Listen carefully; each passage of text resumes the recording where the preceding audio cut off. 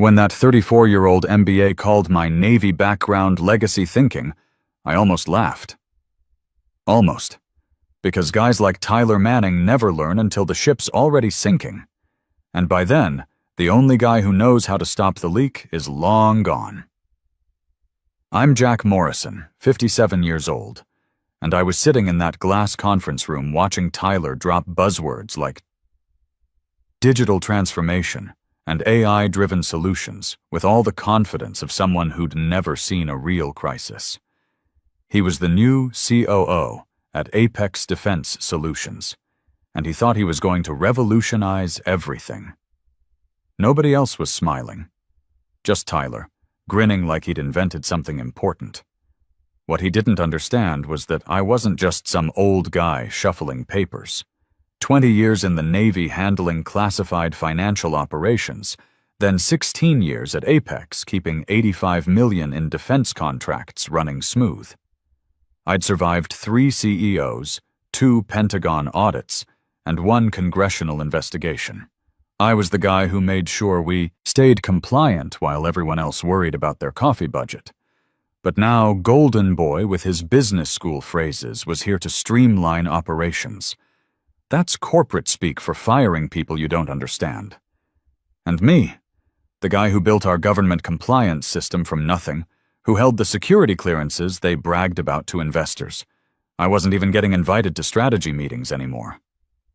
Week by week, I watched my name disappear from meeting lists. No more Defense Department calls, no more contractor reviews. My role had become invisible until the day it wasn't. The slow-motion disaster started small. My software budget got cut without notice. Some junior analyst was supposed to learn my processes, which meant he spent most days asking where the bathroom was. My quarterly compliance review got canceled, rescheduled, then absorbed into operations planning. I found out when someone's assistant forwarded me a calendar invite with the wrong room number. Then came the workforce optimization. Tyler liked fancy names for laying people off. Whole departments disappeared overnight. The break room got quiet. People stopped putting up family photos. One guy from purchasing just left his coffee mug on his desk and never came back. Still, I kept doing my job. Logged in early, stayed late, kept the audit records clean, made sure nobody accidentally triggered a federal investigation. Because underneath all the corporate talk, my signature was what kept us legal with the Defense Contract Audit Agency, the Pentagon, and 3 other agencies that don't forgive mistakes. I held the security clearances that connected our systems to government databases. I maintained the protocols that caught suspicious payments before they became news headlines. I'd written our export control procedures myself after the last guy nearly got us hit with a $12 million fine. But to Tyler, I was just overhead. Old school. Someone to replace with an offshore team that promised scalable solutions, whatever that meant. He didn't even know what my clearances were for. They weren't company benefits. They were federal authorizations tied personally to me. They were the only reason Apex could handle classified contracts without monthly government inspections. And I was the only one who had them. No backup. No deputy.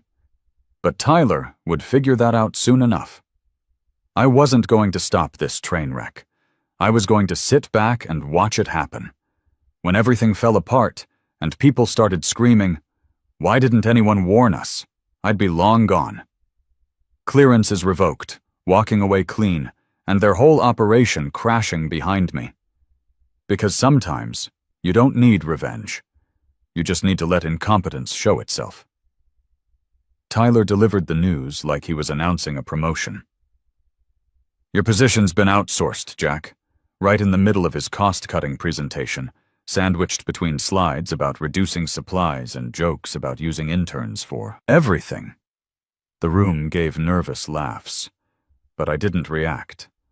Not when he waved his hand like he was swatting a bug and said, "We'll be moving your responsibilities to a global partner with modern capabilities." I just reached into my briefcase. He kept talking because guys like him can't handle quiet. "We really appreciate everything you've done, Jack," he continued in that fake friendly tone they teach in management school. "But our external vendor will handle your work starting Monday. It's about efficiency." That's when I put it on the table. My security badge. Black plastic with federal seals none of them could read, attached to a red tag that said, "Classified Access Authorized."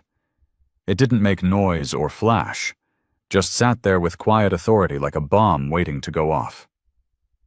The junior staff stopped smiling. The finance director stared at it like it might explode. Tyler laughed. "That's cute. The little badge, is that supposed to be dramatic?" I looked up. "It's not dramatic, it's protocol. Come on." He waved dismissively. "It's just paperwork. We've got people who can handle forms. You made this job look harder than it is." That sealed his fate. I nodded once, the kind of nod you give someone about to step on a landmine. Then I turned to the sweating HR representative and handed her a thumb drive. "Final report," I said simply. "My clearance logs, pending certifications, flagged concerns, and 6 months of classified audit records. You'll want to upload that before my access expires. You've got 30 minutes.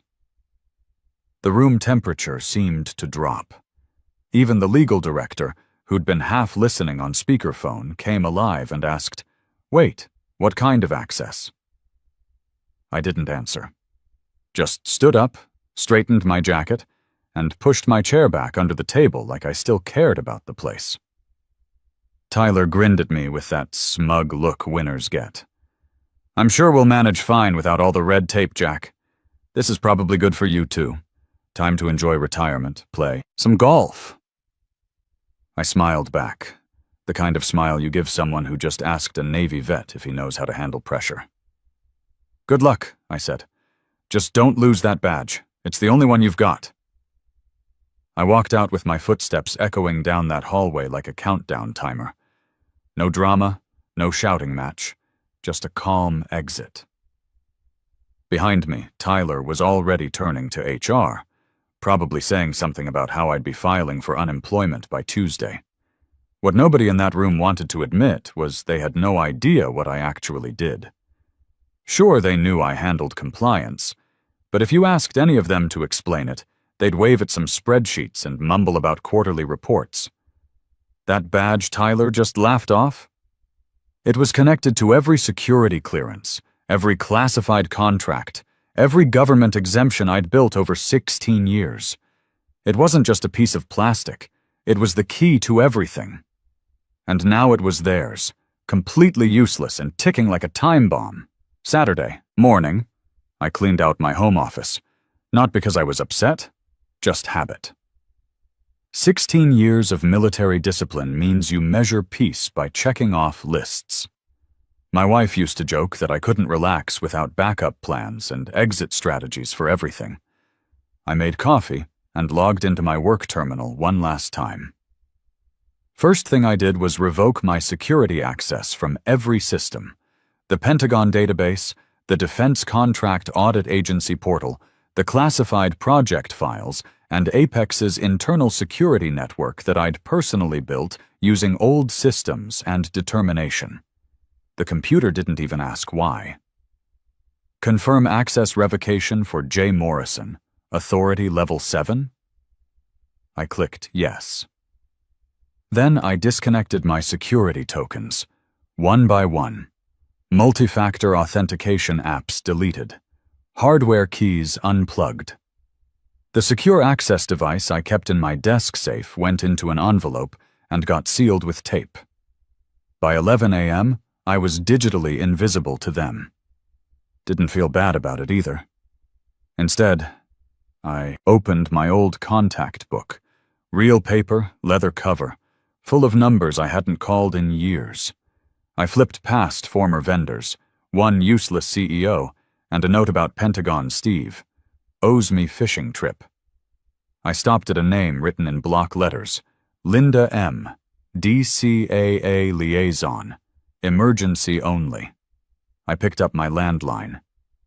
"Linda, It's Jack Morrison. Long pause. Oh no. Please tell me it's not another Friday crisis. No, they outsourced me, said I was outdated, handed my clearances to some offshore company with no security authorization. Linda made a sound like someone had punched her. Jesus, Jack. I've already pulled myself from all active systems. My credentials will show as invalid on Monday morning. Silence on her end. Do I need to check the exemption files? You should. She sighed. Frustrated, but not surprised. You always warned them they didn't understand what they had. They never read the details, I said, drinking coffee.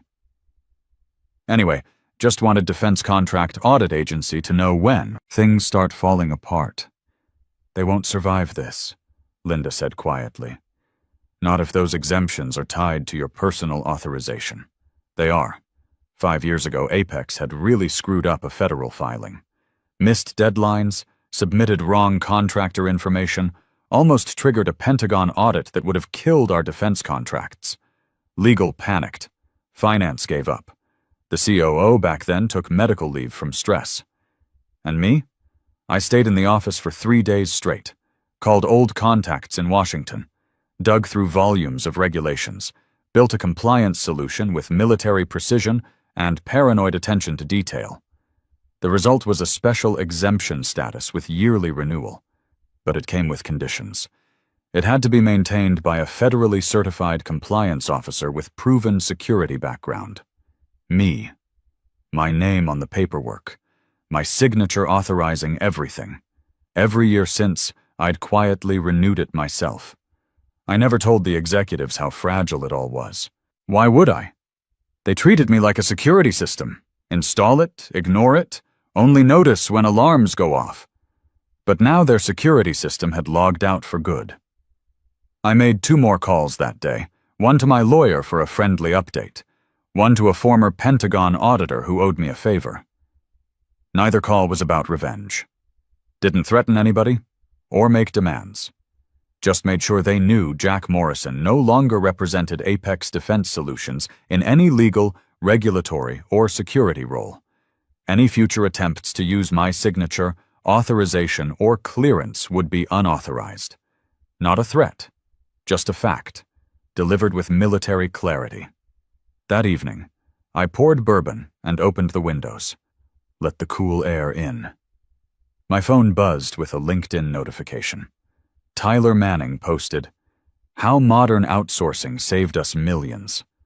I didn't click on it. Instead, I opened my email, typed 1 sentence, and sent it to 3 government agencies.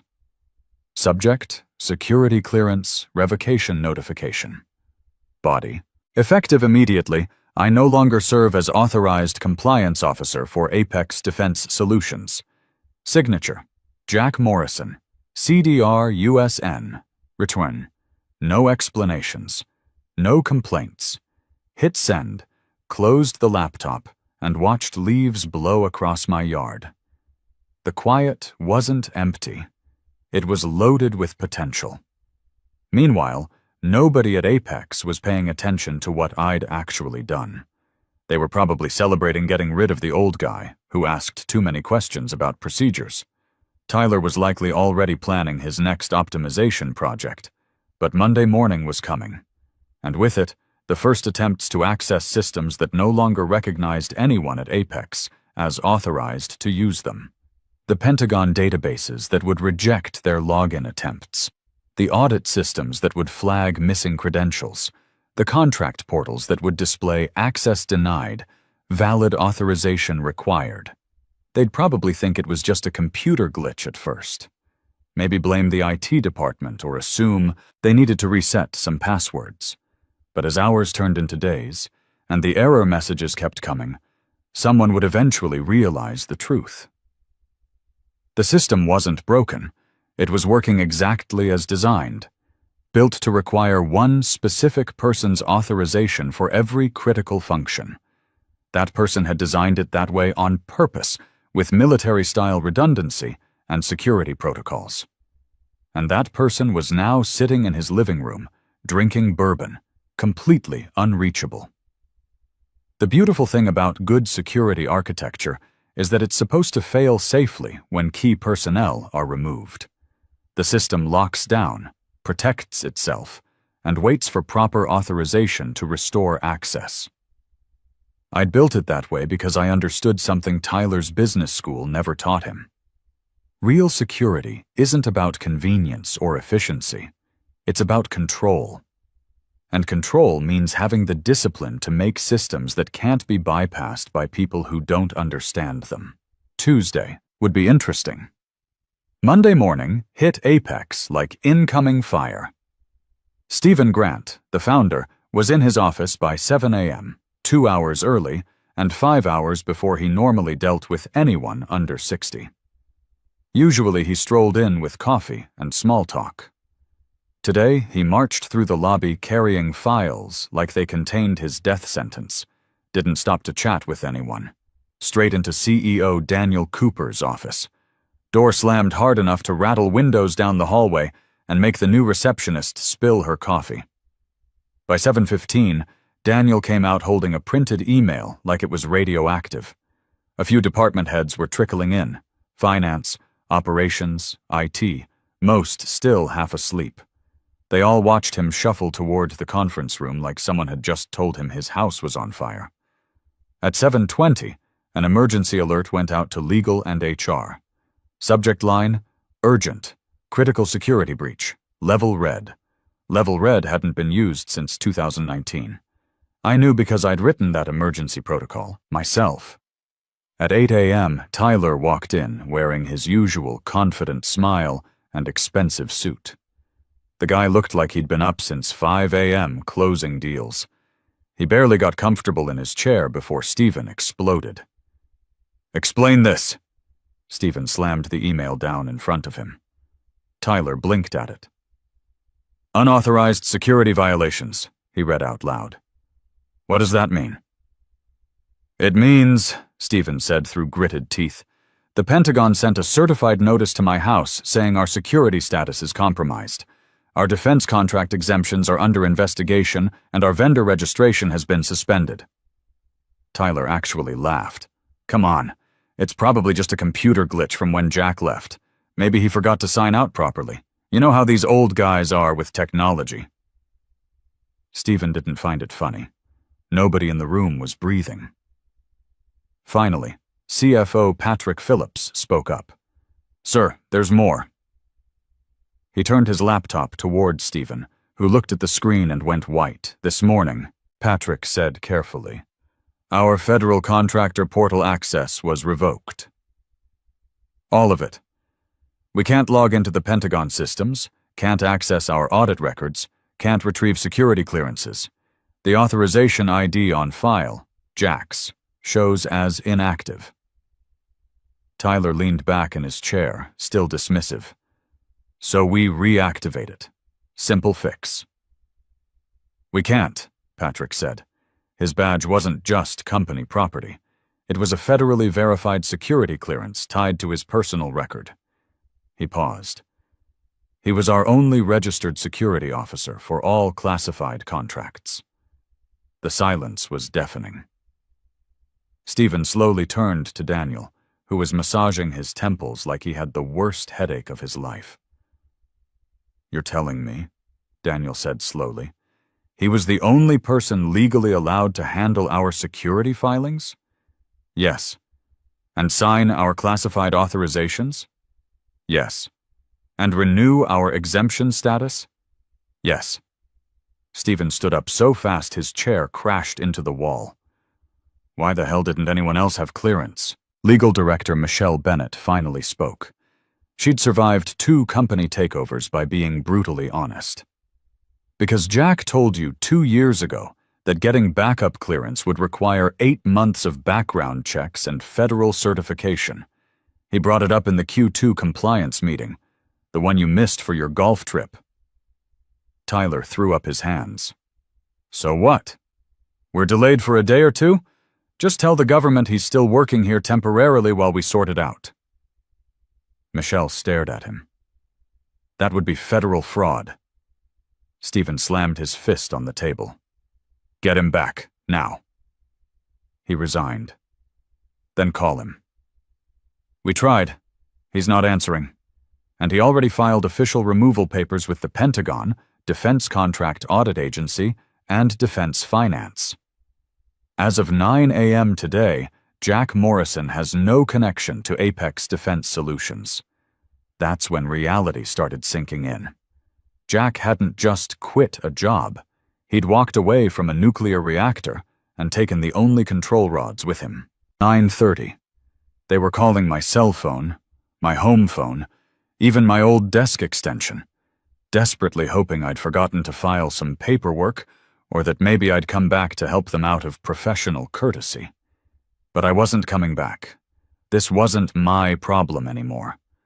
Tyler, still refusing to accept reality, said, "Look, we can just tell the agencies he's on temporary leave while we transition responsibilities." Michelle looked at him like he'd suggested robbing a bank.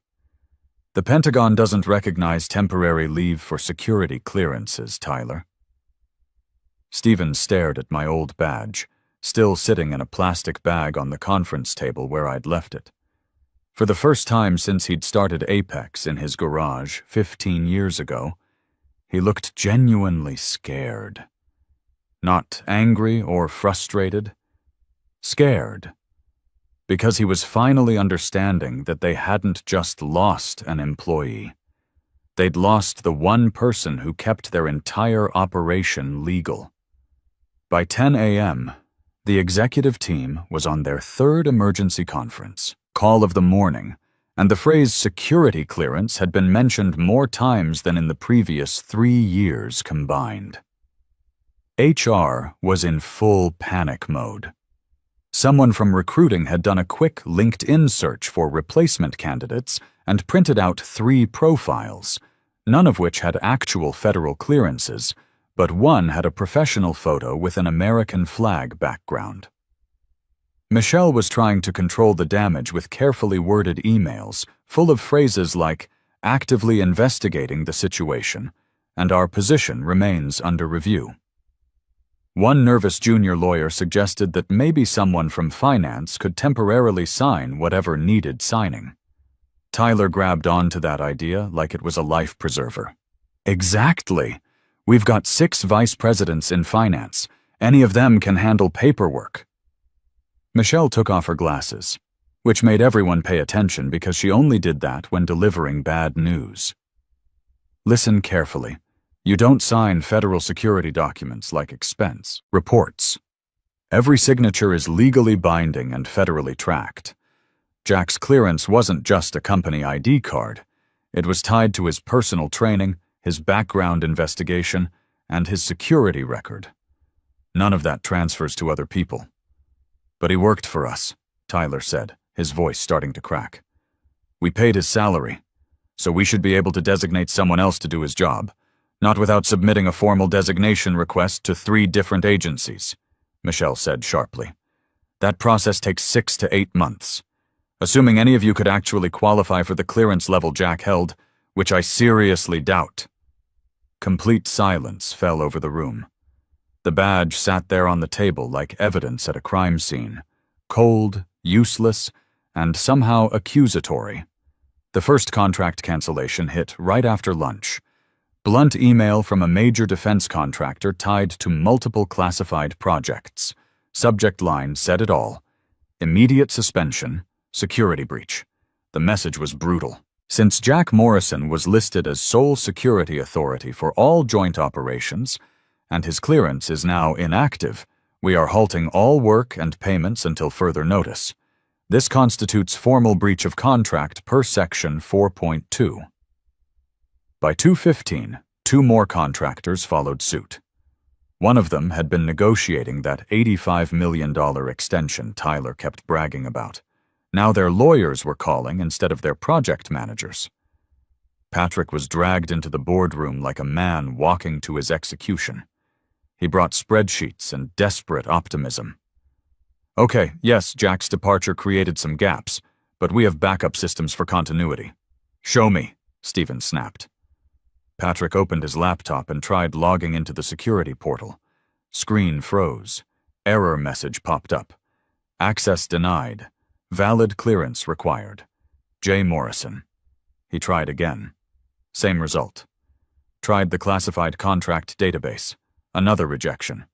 The encrypted vendor files. Nothing worked. From the corner of the room, Anthony Torres spoke up. Quiet security guy most people forgot was even there. Jack's badge wasn't just for building access. It carried digital certificate authority. He was the root administrator for our security logs, contract approval chains, and classified file encryption. Nothing moves in our system without his electronic signature. Stephen turned slowly, like a man watching the ground open under his feet. You're saying he locked us out? No, Anthony said carefully. He didn't lock you out. He just left. The system was built to require his personal authorization. You all approved that design years ago because Jack said it was the only way to guarantee security. He never said he was the only one with access. Actually, he did, Anthony replied. Multiple times. It's all documented in the security architecture files. Patrick, still clicking frantically, pulled up their internal authorization directory. Jack's name showed as grayed out. Everyone else listed as pending approval. A red banner flashed across the top. No active security officer on file. Just then, Patrick's phone rang. He answered and put it on speaker. Defense contractor calling about a routine approval. Yeah, we're trying to finalize the March contract extension, but your approval system keeps rejecting our submission. Says we need Jack Morrison's signature or escalation from a registered officer. Any way around that? Patrick looked around the room. At the error messages, at Stephen's pale face, at Tyler, who was finally starting to understand. Jack no longer works here, Patrick said quietly. Okay, so who handles approvals now? Silence filled the room like poison gas. The call ended with the contractor saying they'd have their legal team reach out for guidance. By 4 p.m., procurement reported 5 major deals stalled. Contracts team confirmed that DocuSign was rejecting 3 classified agreements because they all routed through Jack's federal authorization key. At 4:30, the Department of Defense sent an official warning about Project Delta Echo. Per compliance requirements, removal of designated security officer without immediate replacement constitutes contract breach. Your authorization status has been flagged. We are suspending all classified access effective immediately. Stephen read the letter twice, then stood with his hands pressed against the table like he might flip it over. We can't fix this by tomorrow. Michelle didn't even look up from her laptop. Can't even begin fixing it without system access? Daniel tried one last burst of optimism. Look, we still have options. Maybe we contact Jack, explain the emergency, offer him consulting fees just to restore access temporarily while we sort this out. He's not answering, HR interrupted. We've called every number we have. Even sent someone to his house. Nothing. That's when Anthony delivered the final blow. He pulled up system logs from the weekend. Just so you know, Jack didn't sabotage anything, but he did revoke his access, tokens, disconnect his hardware keys, and wipe his security backups. He looked around the room. There's literally no way back in. One last email arrived at 5:15, from a longtime subcontractor who'd worked with Jack for almost a decade. Subject line, need approval guidance. Body was one sentence. Jack always handled our security certifications, but nobody seems to be available for signatures now. Stephen closed his laptop. For the first time all day, he didn't yell or demand action. He just whispered, "We're finished." 2 days later, I was watering my garden when my phone rang. Stephen Grant's name on the caller ID. I almost didn't answer, but curiosity got the better of me. "Jack?" His voice sounded exhausted. "Yeah." Long pause. "I won't waste your time. I just need to know one thing." I waited. He took a breath. Did you sabotage our systems? I set down the watering can and smiled, even though he couldn't see it. No, Stephen. I just took my name off them. Click. No threats, no negotiation. Just the truth delivered with the same calm precision I'd used for 16 years. They hadn't been running a company.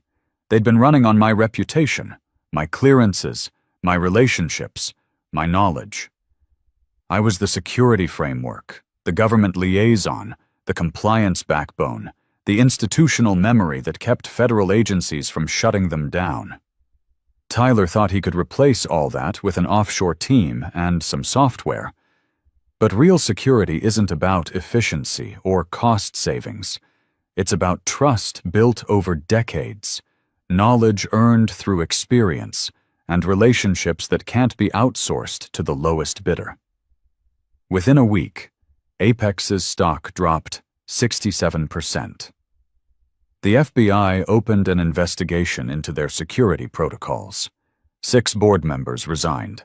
Tyler was quietly let go, though they called it pursuing other opportunities. Me? I got job offers from 3 major defense contractors before the month was out. Turns out there aren't many people with my clearance level and track record. Funny how valuable experience becomes when it's gone. I didn't burn Apex down. I just stepped aside and let their own decisions catch up with them. Sometimes the best revenge isn't revenge at all. It's simply allowing incompetence to meet its natural consequences. In the Navy, we learned that discipline and preparation aren't just nice ideas. They're what keep the ship afloat when the storm hits. Tyler had plenty of confidence, but zero preparation for the mission he'd inherited. And in the defense world, there are no participation trophies for trying hard.